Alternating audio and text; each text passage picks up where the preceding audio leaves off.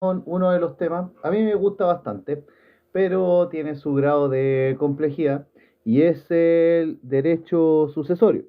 En este caso, vamos a hablar del fin de las personas naturales. Fin de las personas naturales. Las personas naturales terminan su existencia con la muerte natural, concepto que no tiene definición legal, pero en nuestro ordenamiento jurídico podemos hablar de tres tipos de muertes, que son la muerte real, que es aquel tipo de muerte en donde se tiene un cadáver y con la cual podemos comprobar que definitivamente la persona fue a conocer a San Pedro. Em, la muerte presunta es una ficción legal y tampoco tiene definición legal. Sin embargo, nuestra doctrina define la muerte presunta como aquella muerte declarada por el tribunal competente respecto de una persona que ha desaparecido, ignorándose si ésta vive o no. Eso es la muerte presunta. Es una muerte declarada por el tribunal respecto de una persona que ha desaparecido, el tribunal competente respecto de una persona que ha desaparecido, ignorándose si ésta vive o no y cumpliéndose los demás requisitos que la ley señala. Y la muerte declarada judicialmente es aquella muerte que el juez declara sin la necesidad de apegarse al procedimiento de la muerte presunta cuando existen pruebas de que la persona ya no vive, a pesar de no tener un cadáver que lo pruebe.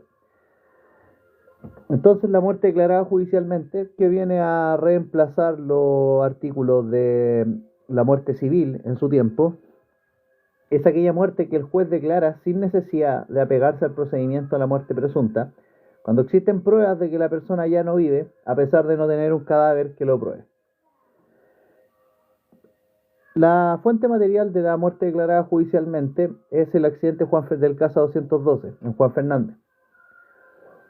El fin de las personas naturales trae diversos efectos, y dentro de estos efectos, el fin de las personas naturales es que se genera la apertura de la sucesión,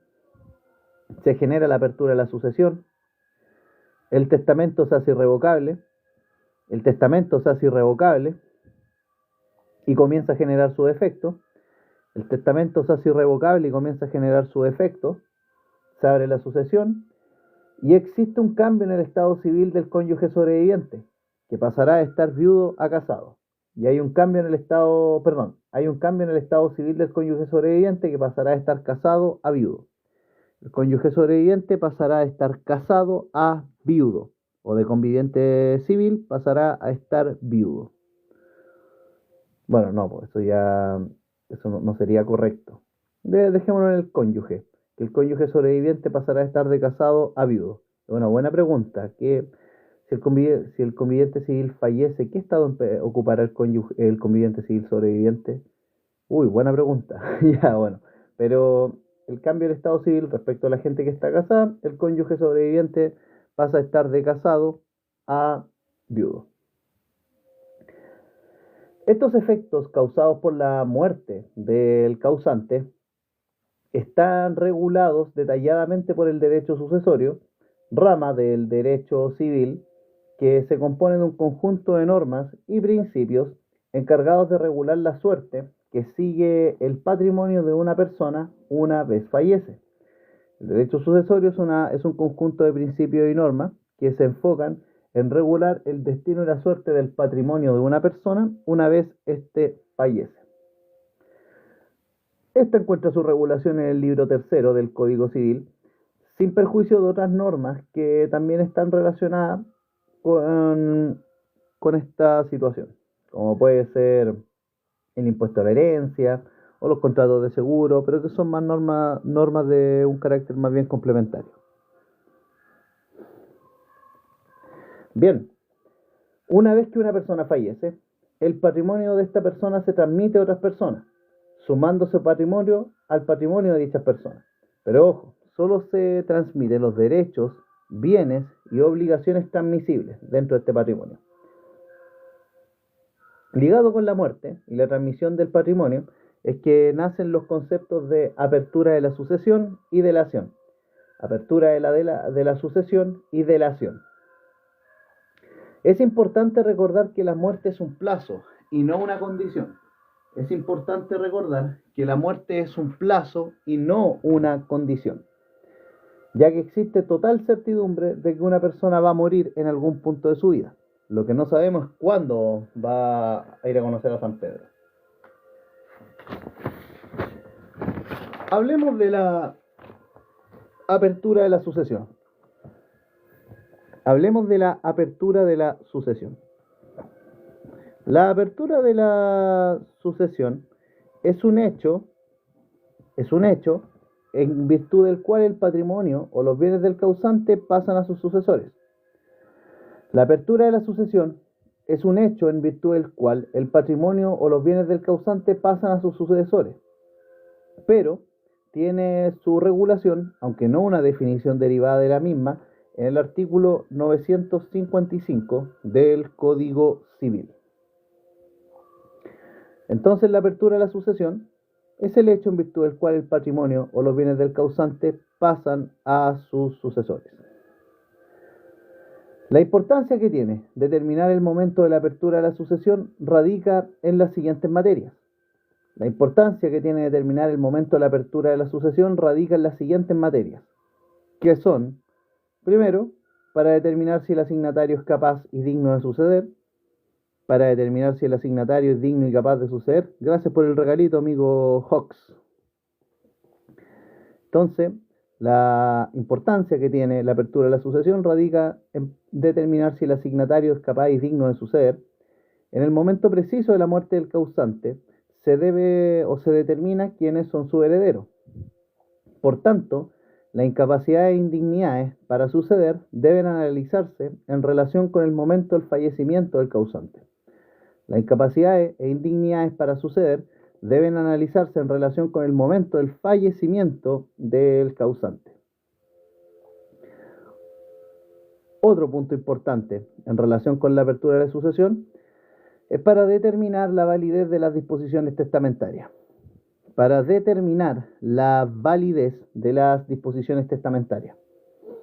Las disposiciones testamentarias serán válidas si están conforme a la ley, y para ello se debe estar atento a cuál es la ley vigente al momento del fallecimiento del causante.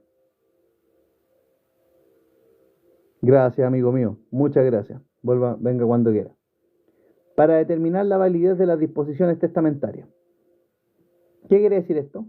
Las disposiciones testamentarias serán válidas si están conforme a ley, y para ello se debe estar atento a cuál es la ley vigente al momento del fallecimiento del causante. Tercera importancia que tiene el derecho sucesorio es para ejercer el derecho a aceptar o repudiar las asignaciones, y con ello para retrotraer los efectos de dicho acto a la muerte del causante. Para ejercer el derecho a aceptar o repudiar las asignaciones, y con ello para retrotraer los efectos de dicho acto a la muerte del causante. Cuarta importancia que tiene determinar el momento de la apertura de la sucesión es para determinar la validez de los pactos sobre sucesión. Para determinar la validez de los pactos sobre sucesión. Solo serán válidos los pactos celebrados con posterioridad a la muerte del causante, ya que los pactos sobre sucesión futura están casi todos prohibidos por la ley, excepto el pacto de no mejorar. Para determinar la validez de los pactos sobre sucesión, solo serán válidos los pactos celebrados con posterioridad a la muerte del causante, ya que los pactos sobre sucesión futura están casi todos prohibidos por la ley. Otra importancia que tiene este punto es en atención a que nace la comunidad entre los herederos, si es que estos son dos o más. Nace la comunidad entre los herederos, si es que estos son dos o más. La comunidad entre herederos solo se puede dar término mediante un procedimiento de partición. Entonces nace la comunidad de los herederos al momento de la apertura de la sucesión, si es que estos son dos o más. Si hay uno, no. Ya que una de las formas en las que termina una comunidad es que todas las cuotas recaigan sobre una misma persona. Bueno, la comunidad entre herederos solo puede dar término mediante un procedimiento de partición. Otra importancia que tiene de determinar el momento de la apertura de la sucesión es determinar la legislación aplicable a la sucesión. Determinar la legislación aplicable a la sucesión. La sucesión se rige por la ley vigente al momento del fallecimiento del causante. Para determinar la legislación aplicable a la sucesión se rige por la ley vigente al momento del fallecimiento del causante. Para determinar si se aplica o no la institución de los comurientes, que está regulada en el artículo 79 del Código Civil, para determinar si se aplica o no la institución de los comurientes, y comienza a correr el plazo de prescripción o caducidad de acciones que son propias del derecho sucesorio, como la acción de petición de herencia, por ejemplo. Y comienza a correr el plazo de prescripción o caducidad de las acciones que son propias del derecho sucesorio, como la acción o petición de herencia. Entonces, repasando, la importancia que tiene determinar el momento de la apertura de la sucesión radica en las siguientes maneras. Determinar si el asignatario es digno y capaz de suceder. Determinar la validez de las disposiciones testamentarias. Y para esto se tiene que atender a la ley que estaba vigente al momento del fallecimiento del causante. Para ejercer el derecho a aceptar o repudiar las asignaciones, ejercer el derecho a opción o el ius delationis, y con ello retrotraer los efectos de dicho acto a la muerte del causante. Para determinar la validez de los pactos sobre la sucesión, por el hecho de que, bueno, la importancia que tiene es que nace la comunidad entre los herederos, si es que estos son más de dos, y determina la legislación aplicable a la sucesión, como también determinar si aplica o no la institución de los comurientes. Ya aparte de que comienza a correr el plazo de prescripción o caducidad de acciones que son propias del derecho sucesorio, como es el caso de la acción de petición de herencia. Comienza a correr el plazo de prescripción o caducidad de acciones que son propias del derecho sucesorio, como la acción de petición de herencia. De acuerdo con el artículo 955 del Código Civil, la apertura de la sucesión ocurrirá en el último domicilio del causante, y conforme al artículo 148 del Código Orgánico de Tribunales, será competente para conocer todo lo relacionado con la sucesión de causa de muerte el juez del último domicilio del causante. De acuerdo con el artículo 955 del Código Civil, la apertura de la sucesión ocurrirá en el último domicilio del causante, y conforme al artículo 148 del Código Orgánico de Tribunales, será competente para conocer todo lo relacionado con la sucesión del causante el juez del último domicilio del mismo. Será dicho juez ante el cual se debe pedir que se conceda la posesión efectiva de la herencia si es que la sucesión fue testada. Será dicho juez ante el cual se debe pedir que se conceda la posesión efectiva de la herencia si es que la sucesión fue testada. O para conocer de la apertura y publicación del testamento. O para conocer de la apertura o publicación del testamento. O también en caso de que la sucesión fuese intestada. Oh, don Felipe Gabriel, bienvenido. En caso de que la sucesión fuese intestada, la posesión efectiva se podrá solicitar ante cualquiera de las oficinas del registro civil. Ojo con ese detalle. ¿Qué tal, amigo? Aquí estamos repasando, haciendo una clase magistral. No, pero aquí estamos repasando y este contenido desde luego va a quedar habilitado en YouTube para toda la gente que le sirva. El principal efecto de la apertura de la sucesión consiste en que genera un vacío de titularidad del dominio sobre el patrimonio del fallecido o causante. El principal efecto de la apertura de la sucesión consiste en que genera un vacío de titularidad del dominio sobre el patrimonio del causante. Para proteger los bienes que componen el patrimonio del causante, se suele optar por una guarda y aposición de sellos, que es lo que se conoce como una medida conservativa, que no está definida legalmente, pero que consiste en que, después de producida la apertura, y mientras no se haya hecho inventario solemne de los bienes hereditarios, todos los bienes muebles del causante se deben guardar bajo llave y sello a fin de que no desaparezcan.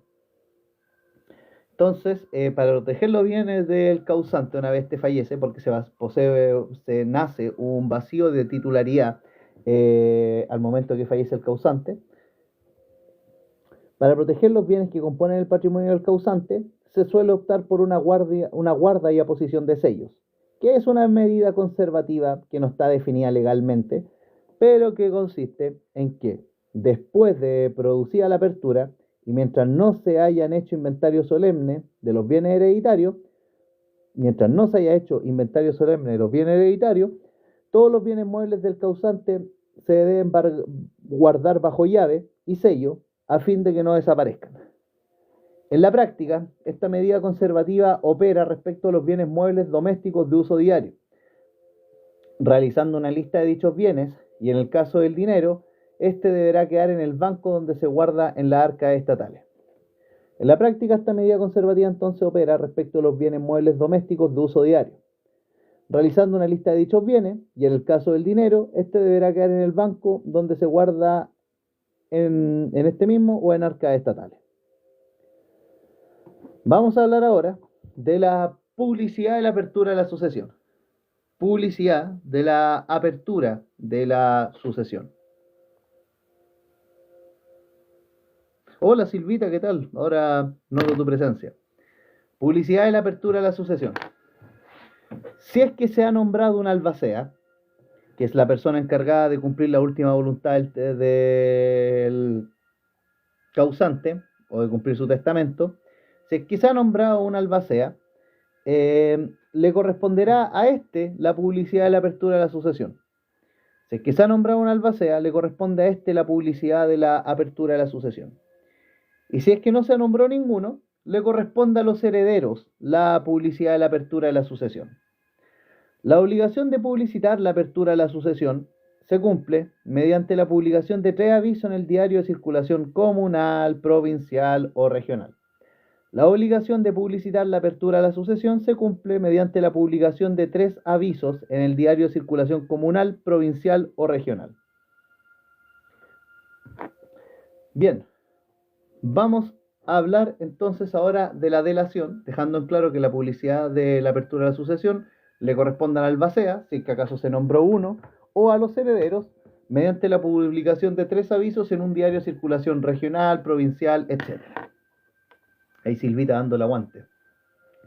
Vamos a hablar ahora de la delación.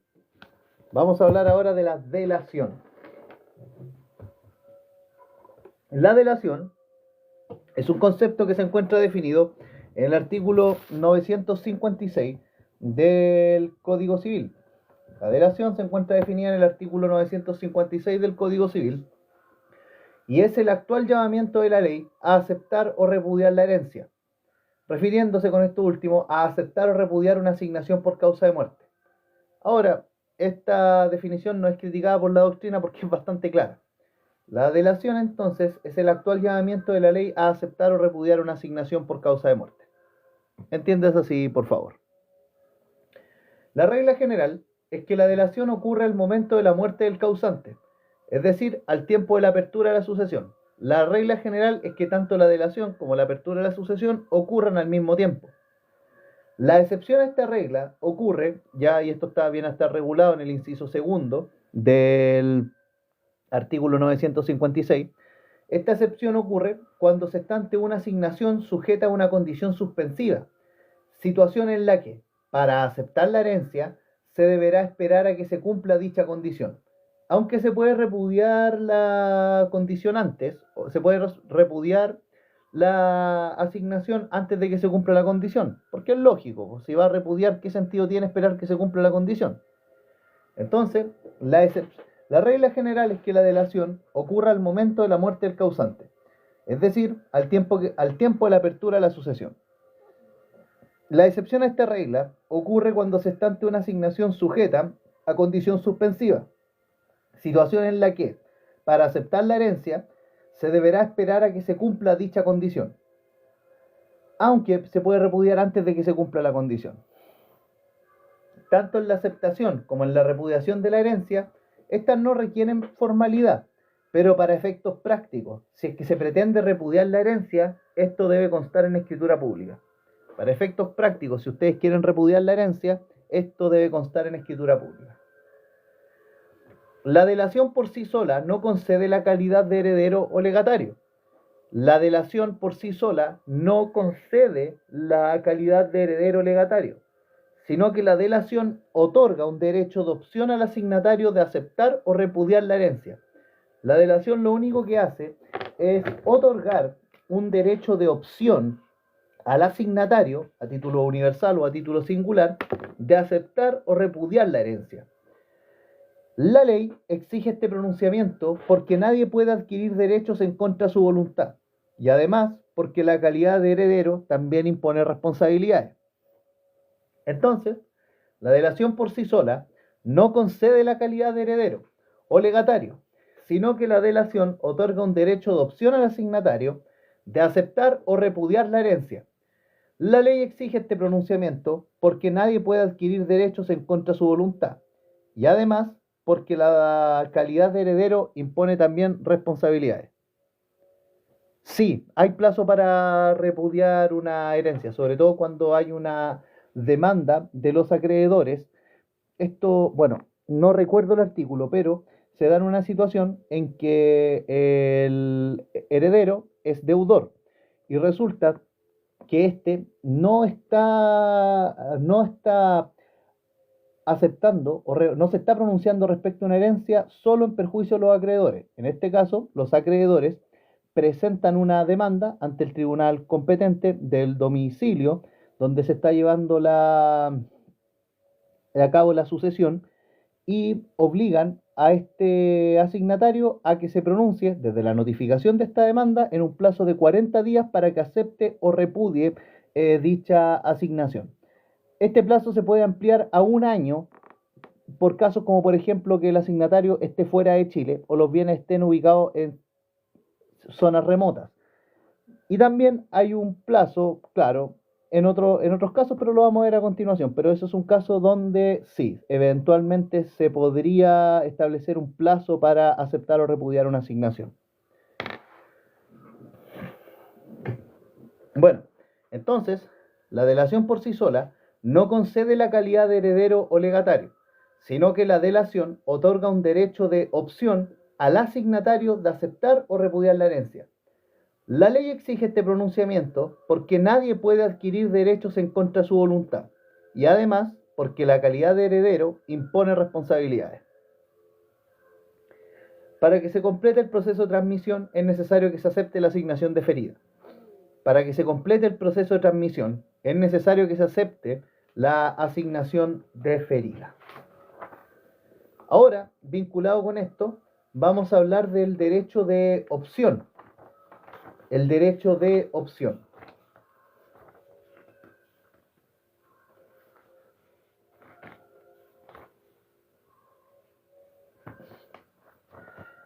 El derecho de opción es el que se genera gracias a la delación y es el derecho de aceptar o repudiar la herencia.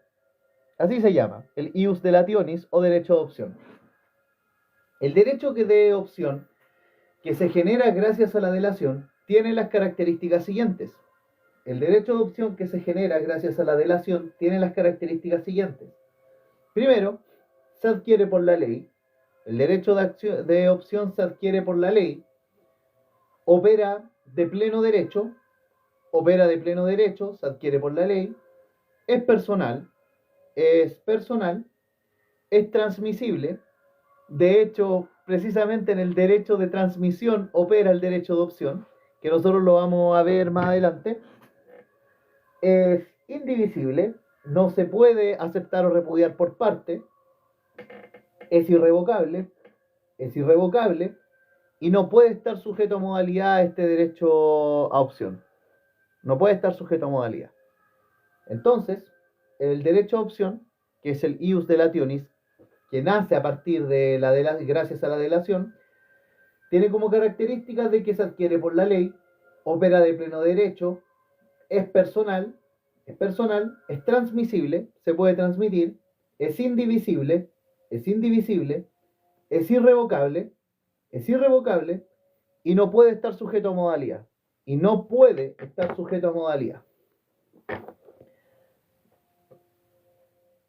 Vamos a referirnos ahora precisamente a la pregunta que había hecho usted, pues, Silvita, respecto a los casos en que sobre los plazos para aceptar o repudiar una herencia. plazos para aceptar o repudiar una herencia. La ley no señala un plazo para aceptar o repudiar, por lo que podrá hacerlo mientras mantenga su derecho de asignación, el cual se podría perder por prescripción adquisitiva por parte de un tercero.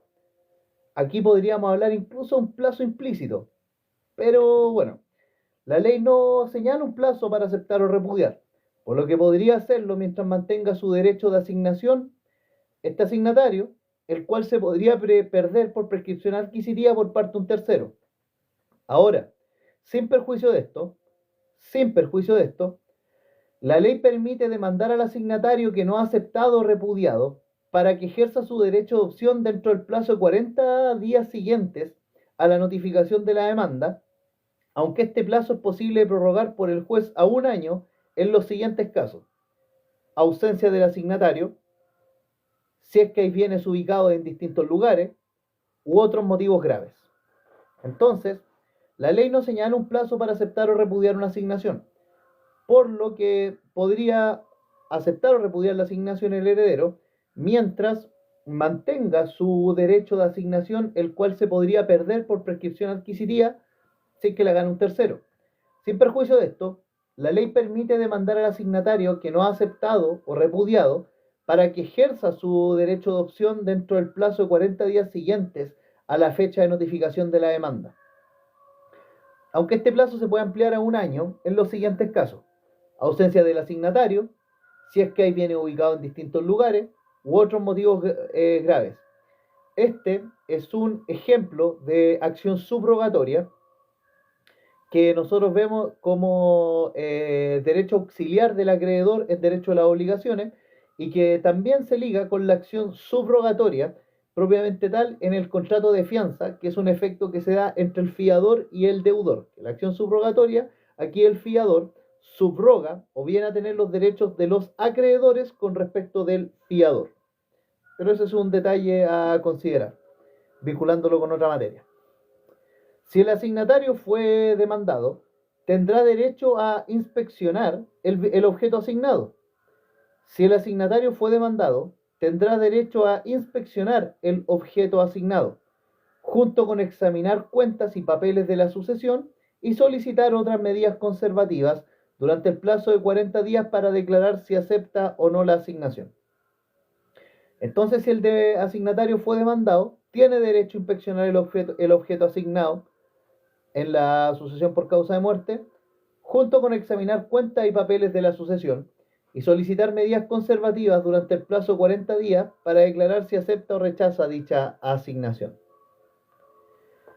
Bien, hablemos ahora de las medidas conservativas, dentro de la apertura de la sucesión.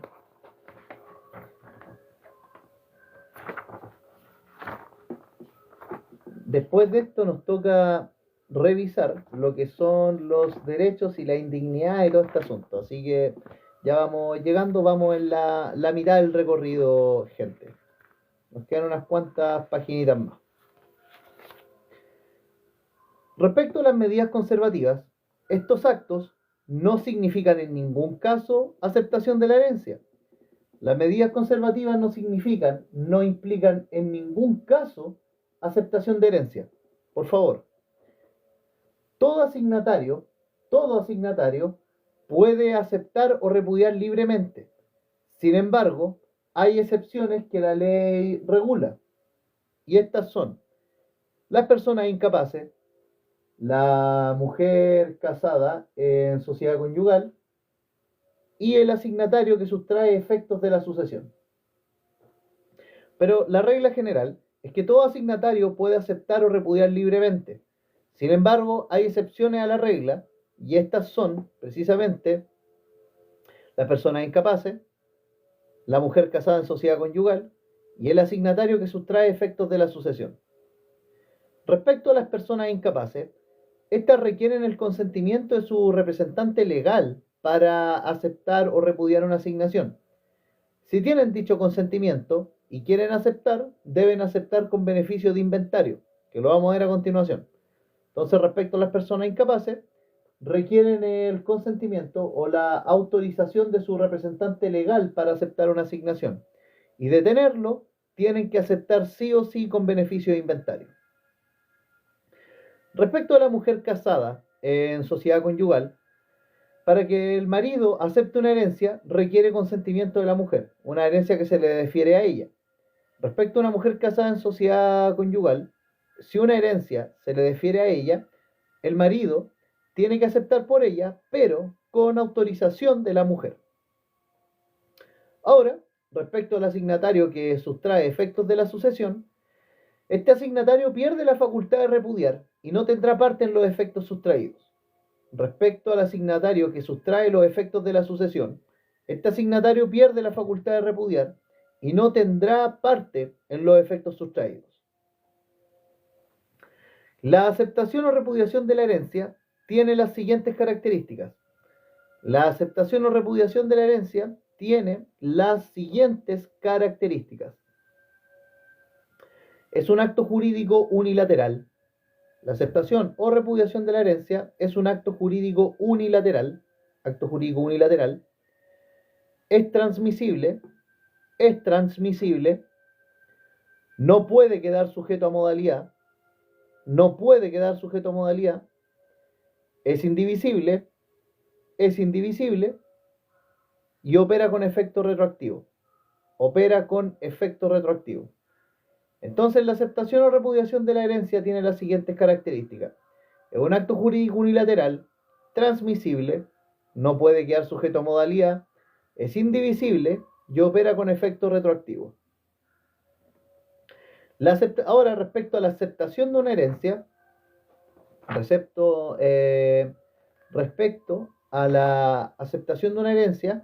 la aceptación puede ser expresa o puede ser tácita. La aceptación de una herencia puede ser expresa o puede ser tácita.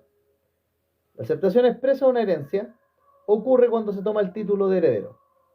La aceptación expresa de una herencia ocurre cuando se toma el título de heredero. En cualquier trámite. Yo tomo el título de heredero, esa es una aceptación expresa de la herencia. Ahora, la aceptación tácita tiene lugar cuando el heredero efectúa un acto el cual supone necesariamente su condición de heredero, toda vez que sin dicha condición no tendría derecho a ejecutar dicho acto. La aceptación tácita, entonces, ocurre cuando el heredero efectúa un acto el cual supone necesariamente su condición de heredero, toda vez que sin dicha condición no tendría derecho a dicho acto. Y la aceptación expresa es aquella cuando el heredero toma para sí el título de tal. Ahora, ojo con un detalle, que no es menor. Si se acepta sin previo inventario, el heredero se hace responsable más allá de los bienes heredados, incluso si imponen un gravamen que excedan el valor de los bienes heredados. Por esto es importante aceptar con beneficio de inventario, porque si se acepta sin previo inventario, el heredero se hace responsable más allá de los bienes heredados, incluso si imponen un gravamen que excede el valor de los bienes heredados.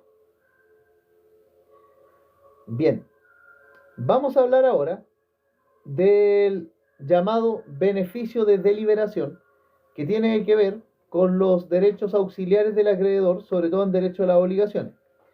El beneficio de deliberación, que está señalado en el artículo 1232 del Código Civil. 1232 del Código Civil.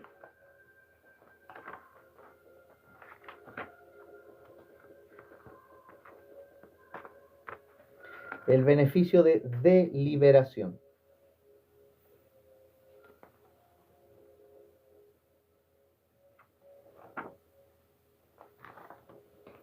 Vamos a referirnos entonces al beneficio de deliberación.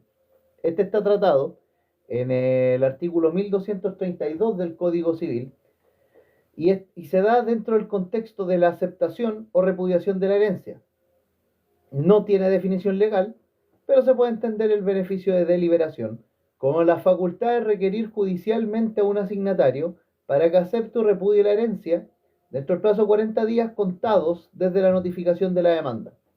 El beneficio de deliberación, entonces, es la facultad de requerir judicialmente a un asignatario para que éste acepte o repudie la herencia dentro del plazo de 40 días contados desde la notificación de la demanda.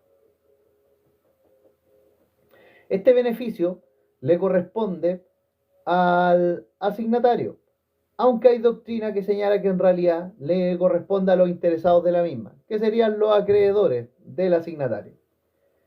Si dentro del plazo de 40 días este asignatario demandado no se pronuncia, su silencio se interpreta como repudiación, y en estos casos el silencio operaría como manifestación de voluntad, siendo una excepción a la regla. Si dentro del plazo de 40 días el asignatario no se pronuncia, su silencio se interpreta como repudio a la herencia. Y por lo tanto, aquí los acreedores podrían entrar también a actuar. Pero bueno, si no se pronuncia dentro de 40 días, se entiende repudiación. Vamos con la herencia yacente. ¿Qué es la herencia yacente? No tiene definición legal la herencia yacente. Ojo con eso. No tiene definición legal. Pero es aquella que no ha sido aceptada por el plazo de 15 días por algún heredero. Es aquella que no ha sido aceptada por un plazo de 15 días desde que es deferida por alguno de los herederos. La herencia yacente es aquella que no ha sido aceptada por el plazo de 15 días por algún heredero. Para estar en un caso de herencia yacente, se requiere que no exista una albacea con tenencia de bienes designados en el testamento, o habiendo albacea, éste no haya aceptado el encargo. Para estar en el caso de una herencia yacente, se requiere que no exista una albacea con tenencia de bienes designados en el testamento, o habiendo albacea, éste no haya aceptado el encargo. Entonces, para estar ante un caso de herencia yacente, se requiere que no exista una albacea con tenencia de bienes designados en el testamento, o habiendo uno, éste no haya aceptado el encargo. Es muy importante tener presente que herencia yacente no es lo mismo que herencia vacante, ya que la herencia vacante es aquella que se genera cuando opera el quinto orden de sucesión. La herencia vacante es aquella que se genera cuando opera el quinto orden de sucesión. Y esto quiere decir cuando la herencia del causante sea topón para dentro para el fisco. Ahí hablamos de herencia vacante. Mientras que la herencia yacente es aquella que no ha sido aceptada o repudiada por el plazo de 15 días por algún heredero. El fisco, claro. El fisco es el que tendría en este caso la herencia vacante. Topón para adentro, como le dicen. Vamos a hacer ahora un cuadro comparativo entre la apertura de la sucesión y la delación. Cuadro comparativo entre la apertura de la sucesión y la delación.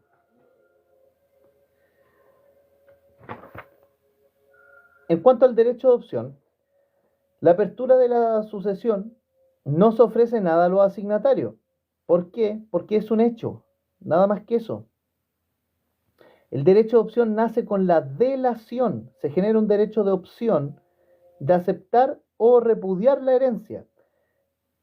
El derecho de opción nace con la delación, pese a que la delación y la apertura de la sucesión nace al mismo tiempo. Ojo con eso, pero esta cuestión es súper precisa, que el derecho de opción se genera a partir de la delación, que es este derecho a aceptar o repudiar la asignación, pero la apertura de la sucesión es otro tema. Ahora, el momento en que se produce la apertura de la sucesión se genera cuando el causante muere. Ahí se genera la apertura de la sucesión. Ahí nace la apertura de la sucesión. Cuando el causante muere. Momento en que se produce cuando el causante muere. Ahí se produce la apertura de la sucesión. Cuando el causante muere. Ahora, respecto de la delación, esta se produce generalmente cuando el causante muere. Por eso se dice que nace junto con la apertura de la sucesión. Pero no podemos olvidar la regla del inciso segundo del artículo 956 del Código Civil de que existen asignaciones sujetas a condición suspensiva. Entonces no necesariamente la delación nace al momento que muere el causante, sino al momento de que se cumple una condición.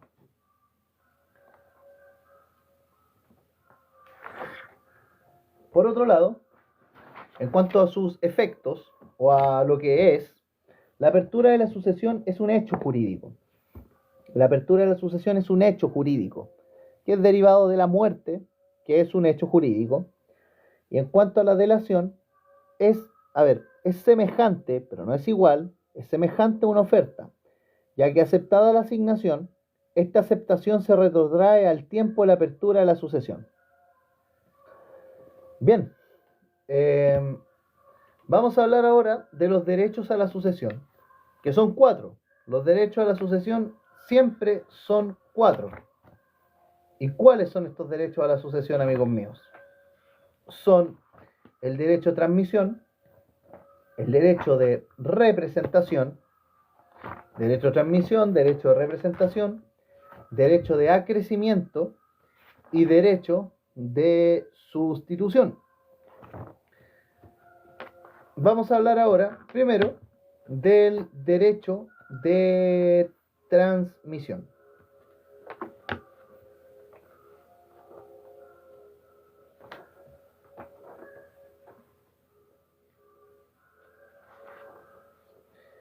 Vamos a hablar entonces del derecho de transmisión y después nos vamos a saltar porque el derecho de representación en mi apunte lo tiraron un poquitito lejos, pero no es tanto, así que no se preocupen. Es importante señalar que no todos los derechos operan en cada orden, en cada tipo de sucesión. Es importante señalar que no todos estos derechos, transmisión, representación, acrecimiento, sustitución, operan en cada tipo de sucesión. ¿Por qué? Porque el derecho de transmisión opera tanto en la sucesión testada como intestada.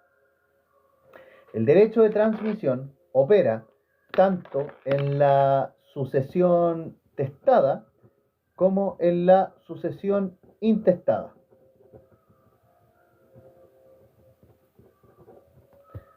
Mientras que el derecho de representación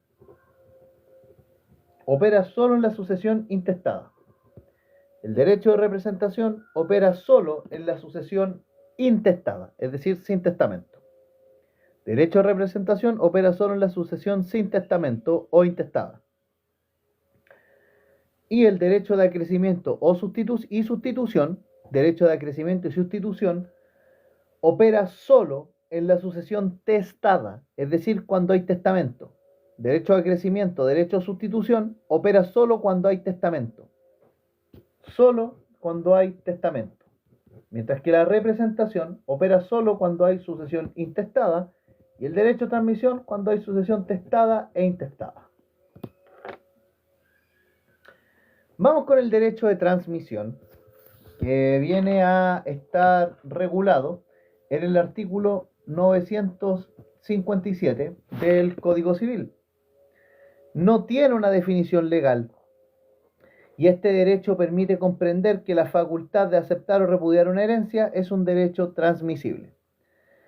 El derecho de transmisión está tratado en el artículo 957 del Código Civil, pero no es una definición legal.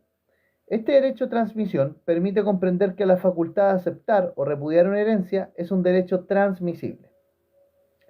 Se ubica este derecho en los casos en que un heredero no alcanzó a aceptar o a repudiar una herencia por haber muerto, lo que genera que esa decisión de elegir este derecho de opción se transmita a sus herederos. Este derecho de transmisión se pone en el caso donde un heredero no alcanzó a repudiar o a aceptar una herencia por haber muerto, lo que genera que esa decisión de elección se transmita, este derecho de opción se transmita. Aquí el heredero no alcanza a aceptar o repudiar una asignación. Las partes en el derecho de transmisión son tres principalmente. ¿Y cuáles son? Bueno, principalmente son el causante primitivo, el transmitente y el transmitido. Causante primitivo, transmitente y transmitido. El causante primitivo corresponde al primer causante que falleció.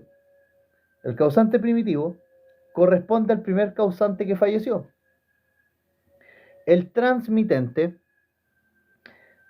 corresponde al heredero del causante primitivo que falleció y no alcanzó a aceptar o repudiar la herencia por haber fallecido. El transmitente corresponde al heredero del causante primitivo que no alcanzó a repudiar o a aceptar la asignación. Y el transmitido es el heredero del transmitente. El transmitido es el heredero del transmitente, que, ojo, no puede aceptar o repudiar la herencia del causante primitivo si es que no acepta la herencia del transmitente. Los requisitos para que opere este derecho de transmisión son los siguientes. Los requisitos para que opere este derecho de transmisión son los siguientes. Primero, el transmitente debe ser asignatario del causante primitivo. El transmitente debe ser asignatario del causante primitivo. El transmitente debe fallecer sin aceptar o repudiar la herencia del causante primitivo. El transmitente debe fallecer sin aceptar o repudiar la herencia del causante primitivo. El transmitido debe ser heredero del transmitente. El transmitido debe ser heredero del transmitente. El transmitido debe aceptar la herencia del transmitente. El transmitido debe aceptar la herencia del transmitente y esta cuestión aparece en la ley. Los derechos a la sucesión no deben haber prescrito. Los derechos a la sucesión no deben haber prescrito. Entonces los requisitos para que opere este derecho de transmisión son: primero, que el transmitente sea asignatario del causante primitivo, que el transmitente fallezca sin aceptar o repudiar la herencia del causante primitivo, que el transmitido sea heredero del transmitente, que el transmitido acepte la herencia del transmitente y que los derechos a la sucesión no hayan prescrito. Bien, eso respecto al derecho de transmisión, amigos míos. Ahora vamos a hablar del derecho de acrecimiento y el derecho de sustitución. Derecho de acrecimiento y derecho de sustitución. El derecho de acrecimiento es una institución que está tratada en el artículo 1147 del Código Civil. El derecho de acrecimiento está tratado en el artículo 1147 del Código Civil y no tiene una definición legal, pero se puede entender como una institución en virtud de la cual, existiendo más de un asignatario llamado a un mismo objeto sin designación de cuota, la falta de uno de ellos provoca aumento en la porción de los demás. Derecho de crecimiento, entonces, es una institución en virtud de la cual, existiendo más de un asignatario llamado a un mismo objeto sin designación de cuota, la falta de uno de ellos provoca un aumento en la porción de los demás. Este derecho se genera cuando hay varios herederos o varios legatarios, cuando hay varios herederos o varios legatarios llamados a un mismo objeto y alguno de ellos repudia o simplemente no se lleva su asignación. En estos casos, la parte del asignatario que falta se distribuye entre los demás herederos. Entonces, zanjar, el derecho a crecimiento está regulado en el artículo 1147 del Código Civil. Y si bien no tiene definición legal, lo podemos entender como una institución en virtud de la cual, existiendo más de un asignatario llamado un mismo objeto, sin designación de cuotas, la falta de uno de ellos provoca un aumento en la porción de los demás. Este derecho se genera cuando hay varios herederos o legatarios llamados a un mismo objeto y alguno de ellos repudia o simplemente no se lleva su asignación. En estos casos, la parte del asignatario que falta se distribuye entre los demás herederos. Los requisitos para que opere el derecho de acrecimiento son los siguientes. Requisitos para que opere el derecho a crecimiento son: la sucesión debe ser testada, ya que el derecho de acrecimiento solo opera en la sucesión testada. La sucesión debe ser testada. Debe haber más de un asignatario llamado al mismo objeto. debe haber un asignatario llamado, más de un asignatario llamado al mismo objeto. El testador no debe haber designado la cuota que cada uno lleva. El testador no debe haber asignado la cuota que cada uno lleva.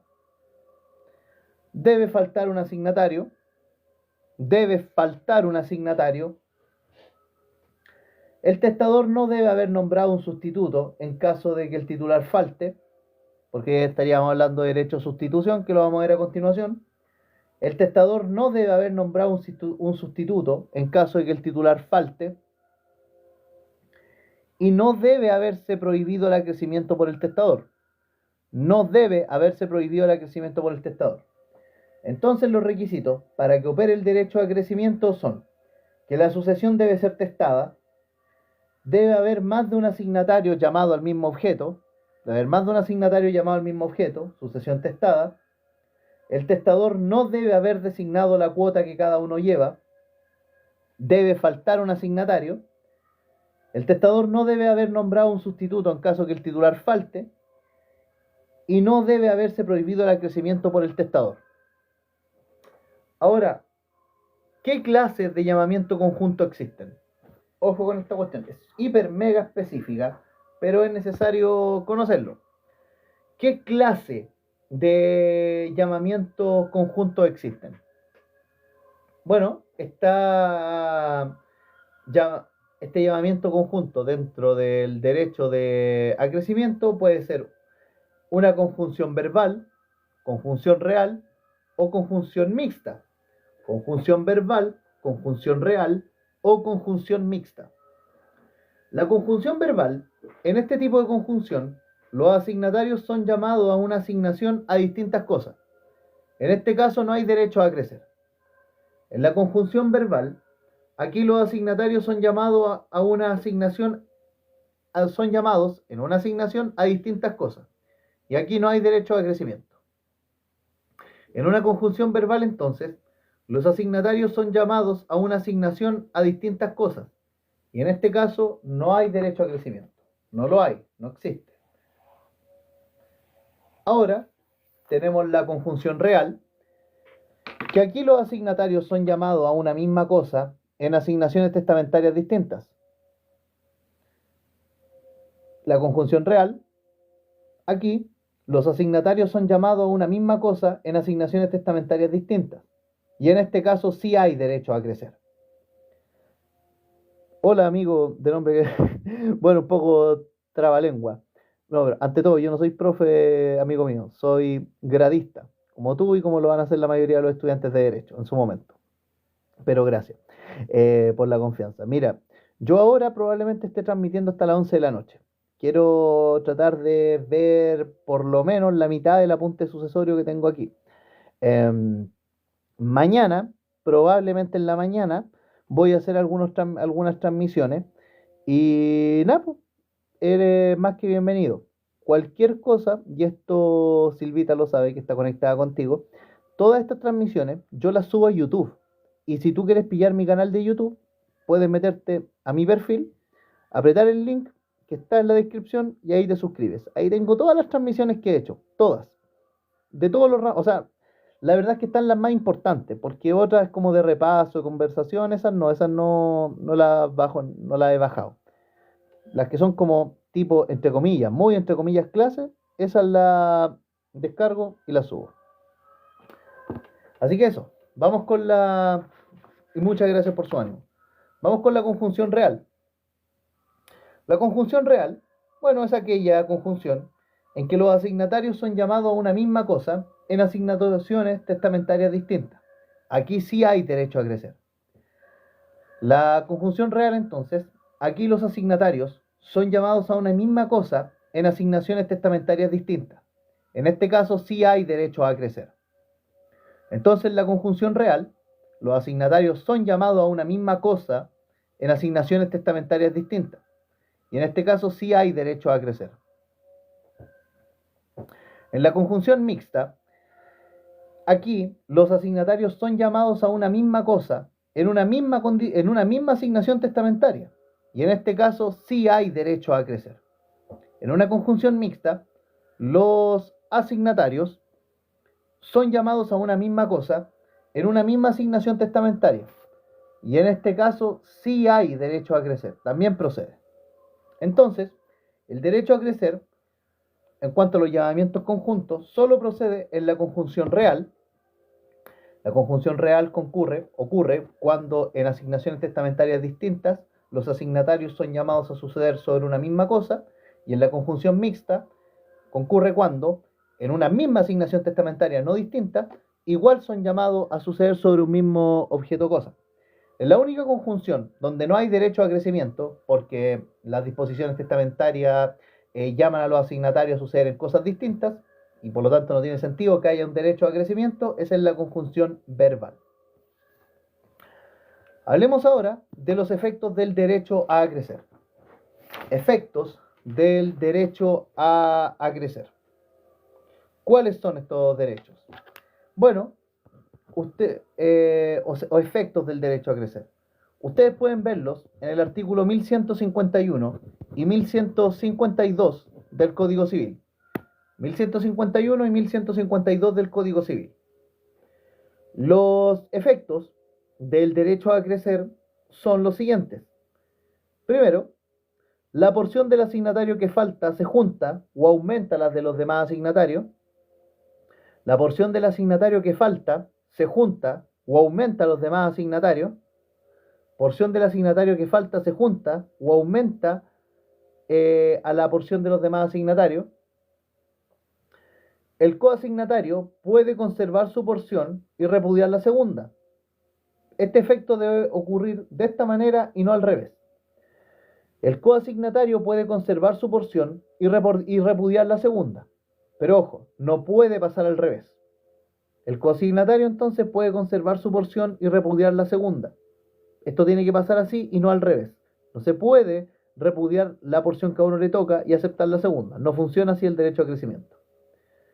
Y tercer efecto del derecho a crecer es que la porción que acrece lleva consigo todos los gravámenes que tuviese. Esto es la regla general. La porción que acrece lleva consigo todos los gravámenes que tuviese. Esto es la regla general. La excepción radica en aquellos gravámenes de carácter personal del asignatario que falta. Entonces, tercer efecto del derecho a crecer es que la porción que acrece lleva consigo todos los gravámenes que tuviese. Esto por regla general. La excepción radica en aquellos gravámenes de carácter personal del asignatario que falta. Los efectos del derecho a crecer entonces son: primero, la porción del asignatario que falta se junta o aumenta las de los demás asignatarios. El coasignatario puede conservar su porción y repudiar la segunda. Pero esto no puede pasar al revés. La porción que acrece lleva consigo todos los gravámenes que tuviese. Esto es la regla general. Y la excepción radica en aquellos gravámenes de carácter personal del asignatario que falta. Bien, eso respecto al derecho a crecer. Vamos ahora con el derecho de sustitución y después, amigos míos y amigas mías, vamos a ver lo que es el derecho de representación. Ya va quedando poco, así que les voy a pedir un poquito de paciencia. Yo entiendo que este tema igual es medio pesadito de repente, pero bueno, el examen de grado no es algo liviano, la verdad.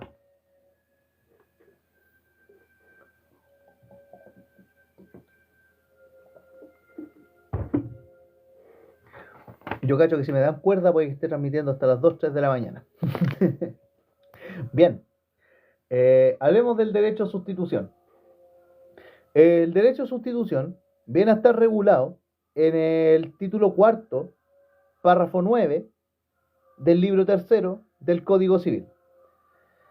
El derecho a sustitución, mejor dicho, ya y para no irse tanto en cuestiones técnicas, viene a estar regulado en el artículo 1156 del Código Civil y siguientes. Derecho de sustitución, péguenle el ojo al artículo 1156 del Código Civil.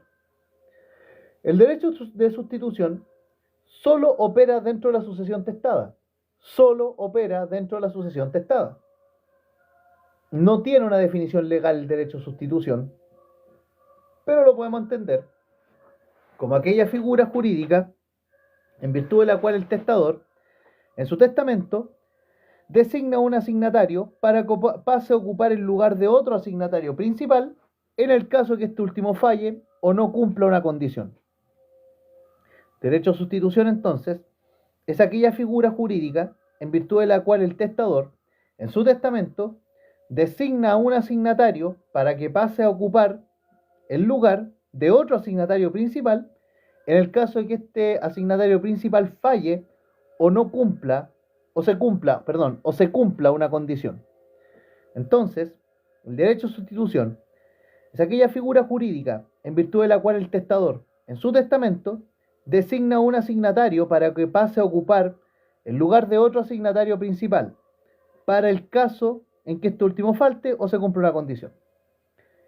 Exacto, Silvita. De hecho, suplente, sustitución, sustituto, las palabras son sinónimos. Esa es la idea del derecho a sustitución. Muy bien.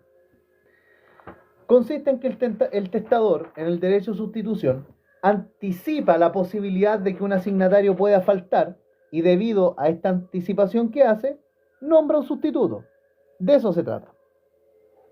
Anticipa la posibilidad de que un asignatario pueda faltar y por eso nombra un sustituto. Bien, el artículo 1156 señala que la sustitución puede ser de dos tipos, vulgar o fideicomisaria, sin perjuicio de que también tenemos otras clasificaciones de sustitución que las vamos a ver también, que son, bueno, el 1156 señala que la sustitución puede ser vulgar o fideicomisaria. El fideicomiso es una institución hiper especialísima en el derecho a los bienes. Yo la verdad, a ver, la entiendo, pero tengo que repasarla. Vale, la sustitución vulgar es aquella en que se nombra un asignatario para que ocupe el lugar de otro que no acepte, o que antes de deferírsele la asignación llegue a faltar por fallecimiento o por otra causa que extinga su derecho. La sustitución vulgar es aquella en que se nombra un asignatario para que ocupe el lugar de otro que no acepte, o que antes de deferírsele la asignación llegue a faltar por fallecimiento o por otra causa que extinga su derecho.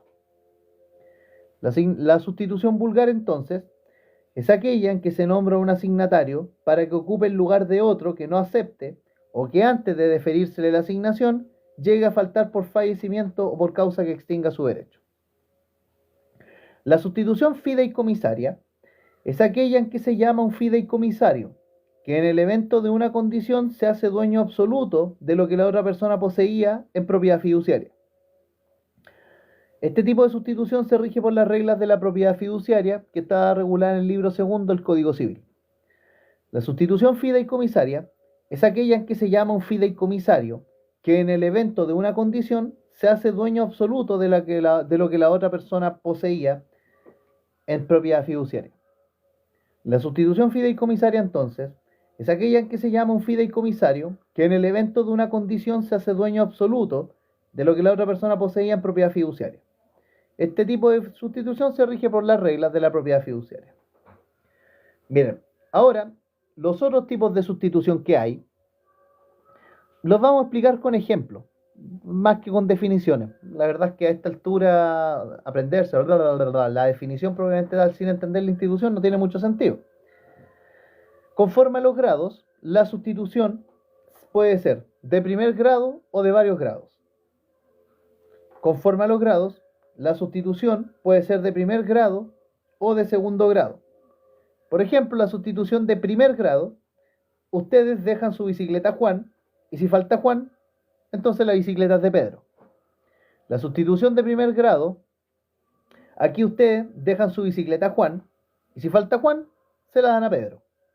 Sustitución de primer grado, entonces, ustedes dejan su bicicleta a Juan, y si falta Juan, le corresponde a Pedro. La sustitución de varios grados, por ejemplo, ustedes dejan su bicicleta a Juan, y si este falla, le corresponde a Pedro. Y si este también falla, le corresponde a María. Y así sucesivamente. La sustitución de varios grados, entonces, ustedes dejan su bicicleta a Juan.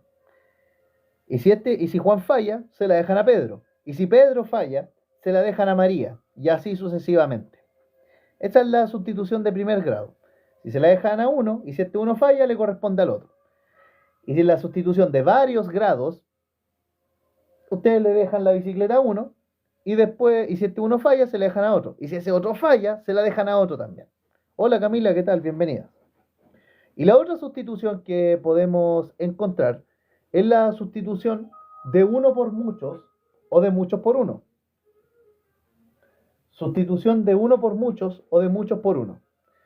La sustitución de uno por muchos, por ejemplo, ustedes dejan su bicicleta a Juan y si Juan falla, se la dejan a Pedro y María. Por eso es de uno por muchos. Si esta persona en particular, en singular, falla y no, por el motivo que sea, no puede concurrir en el testamento, entonces lo que yo le asigné a ella se va a Pedro, Juan y Diego. ¿Ok? Esa es la sustitución de uno por muchos. Dejan su bicicleta a Juan y si este falla le corresponde a Pedro y María. Y la sustitución de muchos por uno es al revés. En realidad, ustedes dejan su bicicleta a Pedro, Juan y Diego y si Pedro, Juan y Diego fallan, se la dejan a Manuel. Esa es la diferencia. La sustitución de uno por muchos, si este uno falla, entonces muchos van a tener la asignación. En la asignación de muchos por uno, si estos muchos fallan, Pedro, Juan y Diego, entonces le corresponde a uno en particular. Esas son las tres clasificaciones de sustitución que existen y que la pueden pillar en mi apunte, que lo pueden pillar en el QR que tengo fijado. Ahora, vamos con otros detalles y con esto finalizaríamos el derecho de sustitución para pasar al derecho de representación. Es que no se entiende faltar el asignatario que una vez aceptó, salvo que se invalide dicha aceptación. No se entiende faltar el asignatario que una vez aceptó, salvo que se invalide dicha aceptación. No se entiende faltar el asignatario que una vez aceptó, salvo que se invalide dicha aceptación. Los requisitos para que opere el derecho de sustitución son principalmente tres. Requisitos para que opere el derecho de sustitución son principalmente tres. Primero, debe estarse ante una sucesión testada. Debe estarse ante una sucesión testada. Segundo, la persona debe ser designada de forma expresa como sustituto.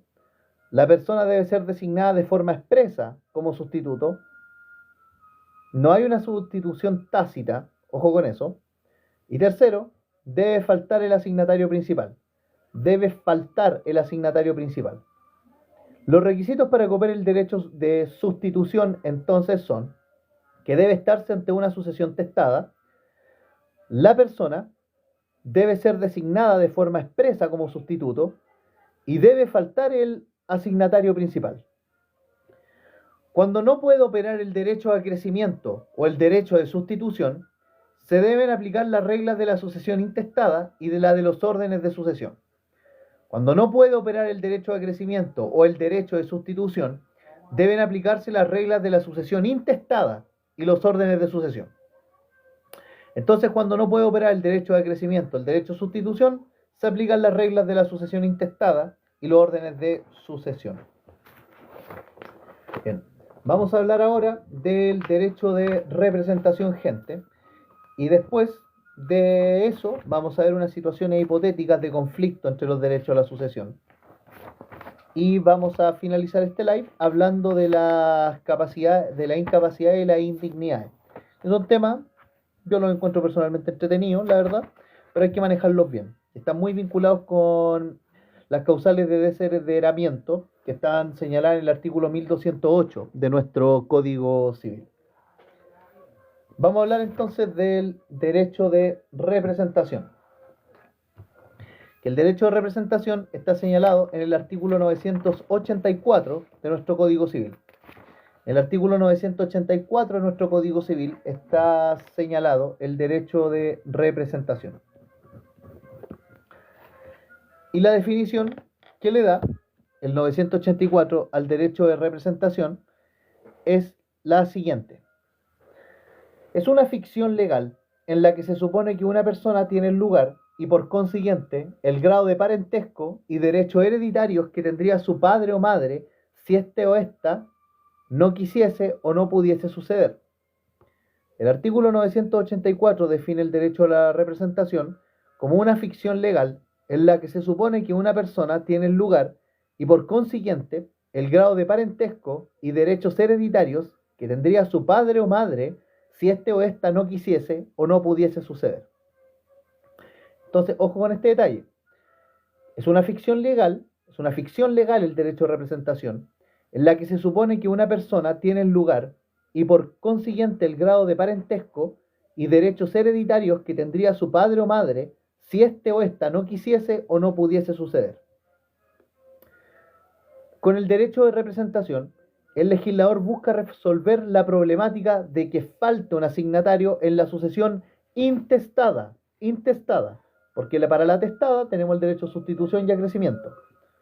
Hay profesores que dicen que la representación puede caber el derecho a representación, pero es doctrina minoritaria. No digo que no tengan razón, pero si no manejan la doctrina, mejor no la mencionen, ¿vale? El derecho de representación consiste en que básicamente un heredero es representado por su descendencia cuando el heredero no quiere o no puede aceptar la herencia. El derecho de representación consiste en que básicamente un heredero es representado por su descendencia cuando el heredero no quiere o no puede aceptar la herencia. Las partes en el derecho de representación son las siguientes: el causante primitivo, el representante y el representado. Causante primitivo, representante y representado. El causante primitivo es la persona a quien se sucede efectivamente. El causante primitivo es la persona a quien se sucede respectivamente. El representado es la persona que no quiere o no puede suceder. El representado es la persona que no quiere o no puede suceder.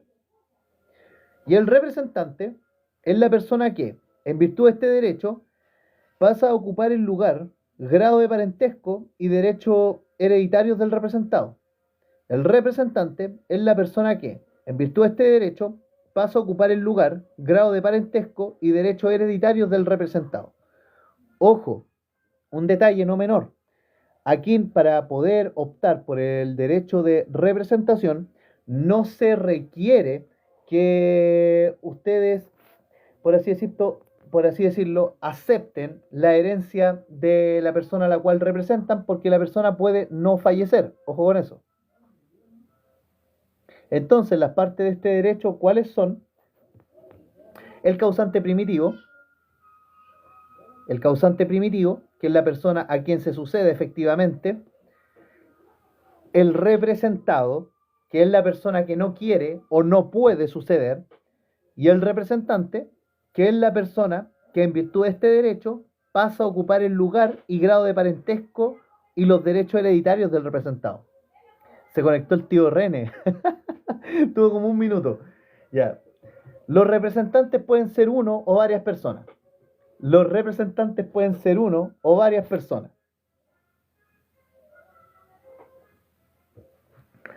Si el heredero falta y no tiene hijos, su cuota de la herencia se deberá distribuir entre los demás herederos. Si el heredero falta y no tiene hijos, su cuota de la herencia se debe distribuir entre los demás herederos. Esto en caso de que el heredero que falte, porque no quiere o ya no puede aceptar la herencia, si no tiene descendencia, entonces esto se distribuye entre los demás herederos. Los requisitos del derecho de representación son los siguientes. Los requisitos del derecho de representación son que la sucesión debe ser intestada,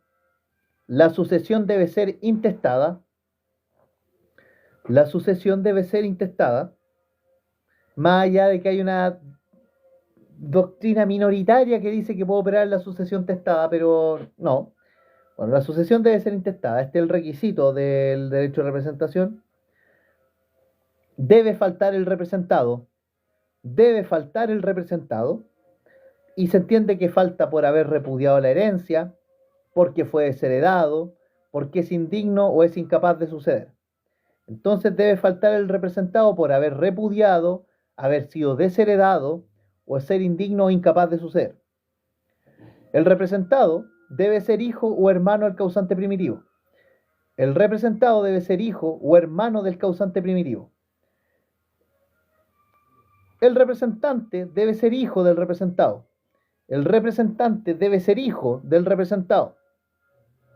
Y ojo, el representante debe ser digno y capaz de suceder al causante primitivo. El representante debe ser digno y capaz de suceder al causante primitivo.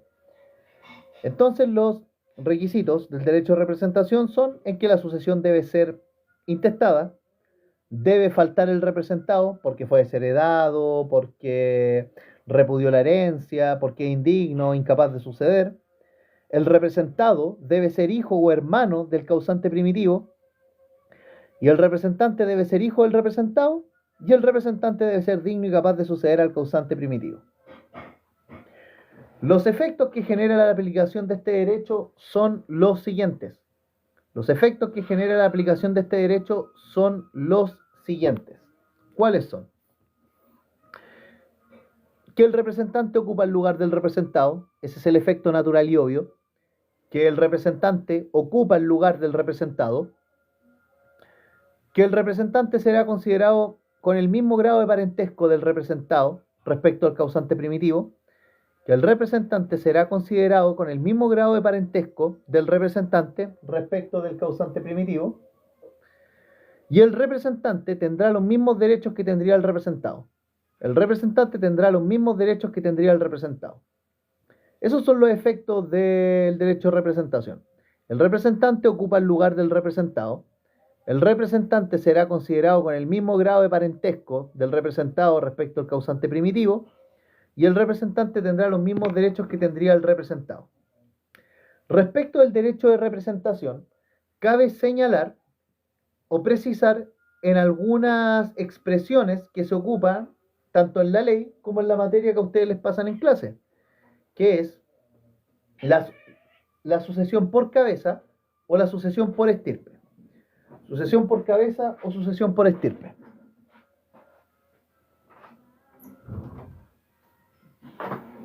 Sucesión por cabeza o sucesión por estirpe. La sucesión por cabeza, aquí suceden directamente al causante primitivo de forma personal los herederos. En la sucesión por cabeza no hay derecho a representación. Se sucede directamente al causante primitivo de forma personal. Ahora, en la sucesión por estirpe son los que suceden por derecho de representación. La sucesión por estirpe son los que suceden por derecho de representación. Sucesión por estirpe son los que suceden por derecho de representación. Suceder por cabeza, entonces suceden directamente al causante primitivo de forma personal. Y eso sería respecto a los derechos de la sucesión. Vamos ahora a referirnos a los conflictos que se pueden dar entre los derechos de sucesión por causa de muerte. Conflictos que se pueden dar por los derechos de sucesión. ¿Cómo esto? Entre los derechos de la sucesión que concurren, pueden ocurrir conflictos. Por ejemplo, ¿qué pasa entre los derechos de transmisión y representación? Entre los derechos de transmisión y representación no se generan conflictos porque la transmisión requiere que el transmitente no falle en la delación, mientras que la representación exige que el representado falte en esta. Entonces, entre transmisión y representación no hay mayor conflicto, porque en la transmisión el transmitente no es que falle en la delación, sino que simplemente falta, mientras que en la representación se exige que el representado falte. Ojo con eso. En los derechos de transmisión y acrecimiento y sustitución, entre los derechos de transmisión, acrecimiento y sustitución, sí podría haber un conflicto en virtud de que pueden operar todos en la sucesión testada. Transmisión, acrecimiento y sustitución pueden operar todos en la sucesión testada. Y para solucionar estos conflictos se hace aplicación de un orden de prelación o relevancia de cada uno de estos derechos. El más importante es el derecho de transmisión. El más importante es el derecho de transmisión. El más importante es el derecho de transmisión. El segundo derecho más importante es el derecho de sustitución. El derecho de sustitución es el segundo más importante. Y el tercer derecho más importante, ya el que está por debajo de todo, el que está abajo de la pirámide, es el derecho de acrecimiento. Pero si hay conflicto, se prefiere transmisión, sustitución y acrecimiento, en ese orden. Pero transmisión a la cabeza, segundo lugar, sustitución y tercer lugar, acrecimiento. Y entre transmisión y representación no habría mayor conflicto. Bien, vamos a hablar ahora de los requisitos para suceder por causa de muerte. Y inevitablemente nos vamos a referir a las incapacidades o indignidades. La verdad es que no es tanta materia, pero la vamos a ver detenidamente. Vuelvo en un minuto. Permiso, Silvita.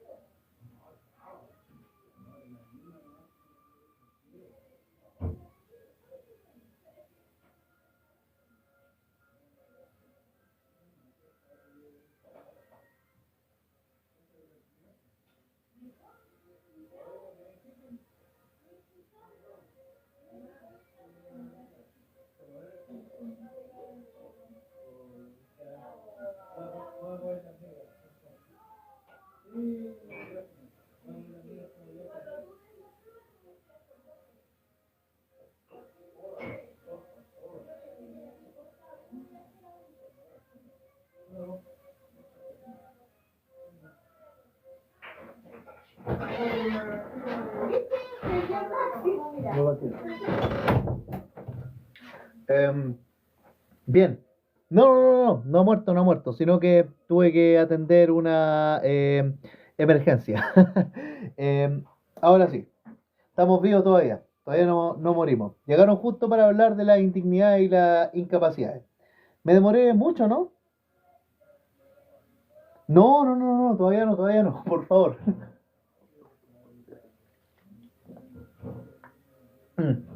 Vale. Eh, Vamos a hablar primero, miren. Los requisitos para suceder por causa de muerte se engloban, según nuestra doctrina, en tres grandes requisitos, que son la capacidad para suceder, ser digno para suceder y ser, desde luego, una persona cierta o definida. De esto nos vamos a referir posteriormente. Vamos con la capacidad para suceder. Vamos con la capacidad para suceder. No tiene definición legal, pero es la aptitud legal que tiene una persona para adquirir algo mediante sucesión por causa de muerte. La capacidad para suceder es la aptitud legal que tiene una persona para adquirir algo mediante la sucesión por causa de muerte. Este algo serían derechos, bienes y obligaciones transmisibles del causante.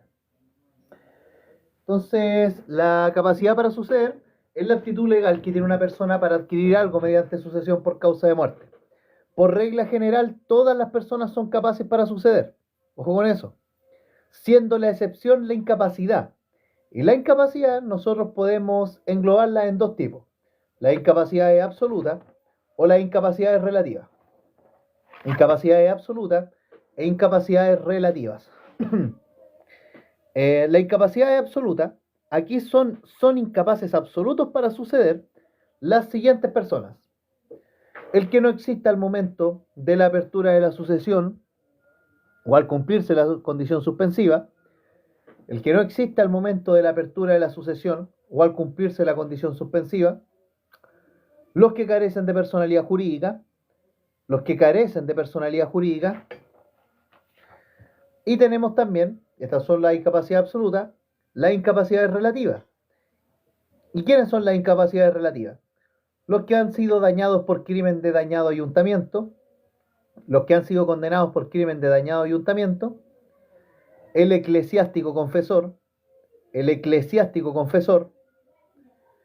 el notario presente en la formalización del testamento, el notario presente en la formalización del testamento y los testigos presentes en la formalización del testamento.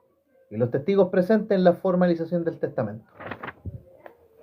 Respecto de la incapacidad absoluta, refirámonos al que no existe al momento de la apertura de la sucesión o al cumplirse la condición objetiva.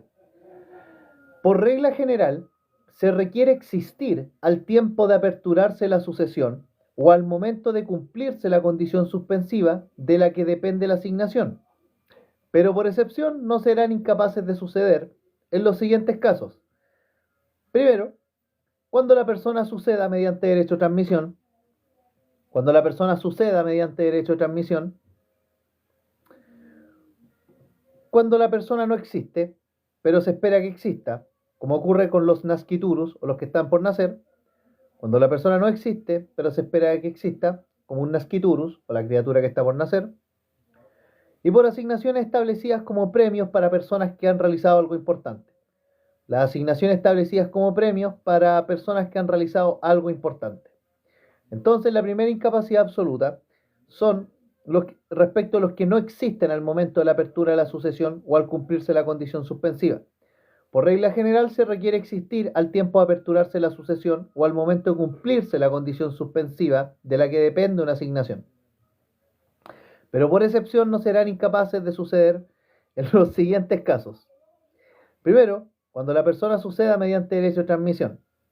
Cuando la persona no existe, pero se espera que exista, como ocurre con los que están por nacer, el nasciturus. O por asignaciones establecidas como premios para personas que han realizado algo importante.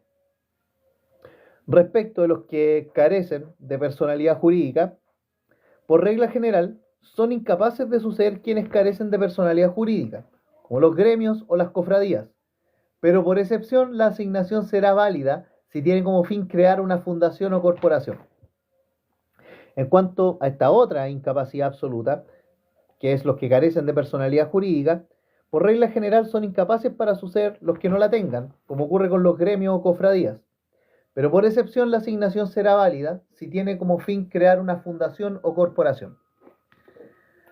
Vamos ahora con las incapacidades relativas, que tienen que ver principalmente con las personas que hayan sido condenadas por crimen de dañado ayuntamiento. Este crimen de dañado ayuntamiento hace referencia a la relación sexual que ha sido sancionada como incesto, tiene que ver con relaciones incestuosas. Pero para que opere esta incapacidad, se debe cumplir con los siguientes requisitos, que son sentencia judicial condenatoria antes de la fecha de fallecimiento del causante o investigación, sentencia judicial condenatoria antes de la fecha de fallecimiento del causante o investigación, y que la sentencia sea condenatoria por el delito de incesto, y que la sentencia condenatoria lo sea por delito de incesto. Ahora, no existirá esta incapacidad si es que las partes están casadas válidamente. No existirá esta incapacidad si las partes están casadas válidamente. Esto es bastante turbio, la verdad, pero bueno, no. Esto eran casos en los que el legislador se ponía en el siglo XIX, pero bueno. La primera incapacidad relativa entonces es haber sido condenado por crimen de dañado ayuntamiento. Segundo, el eclesiástico confesor. Para que se configure esta causal del eclesiástico confesor, deben cumplirse los siguientes requisitos: la existencia de un testamento abierto, que el testamento se haya otorgado durante la última enfermedad del causante,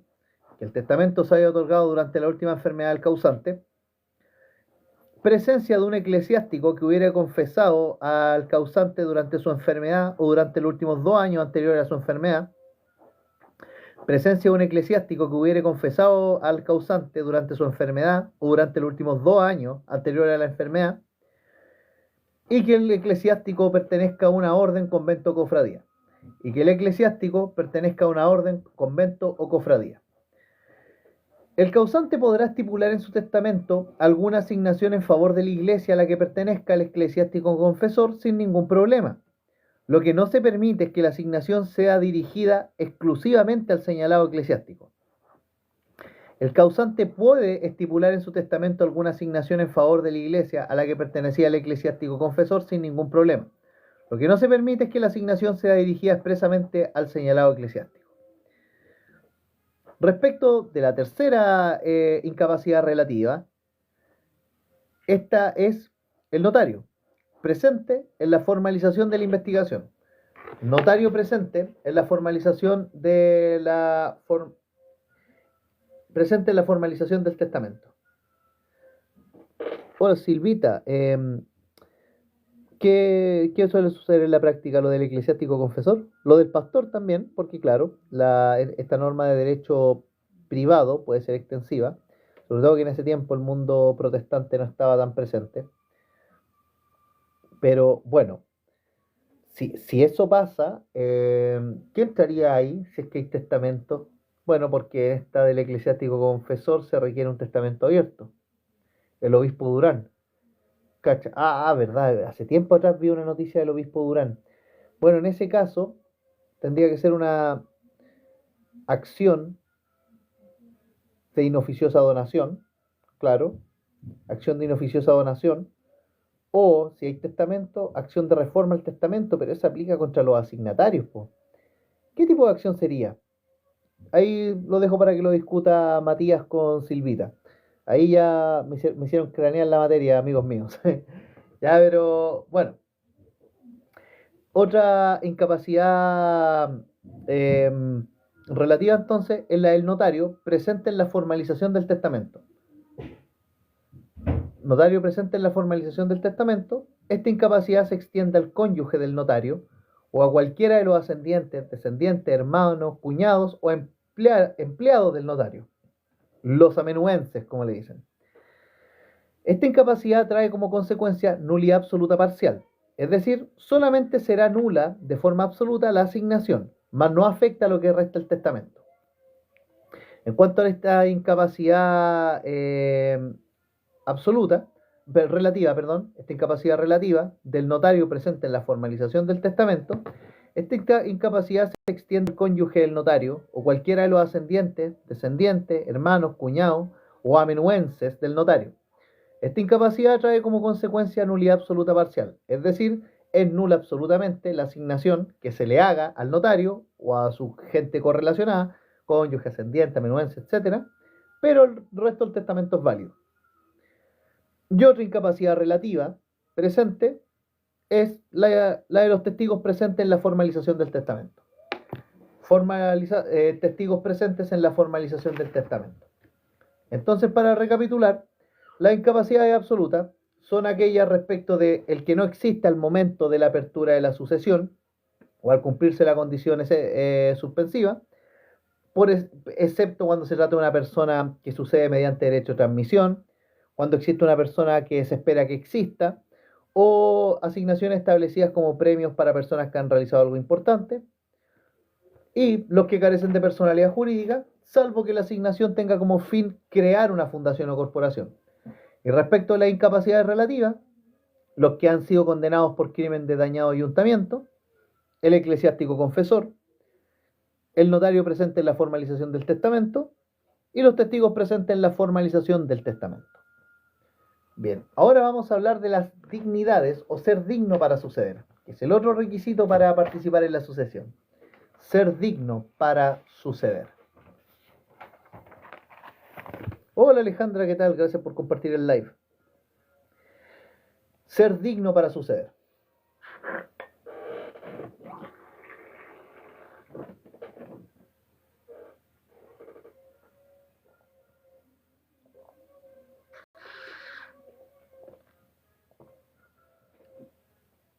La dignidad para suceder no tiene definición legal.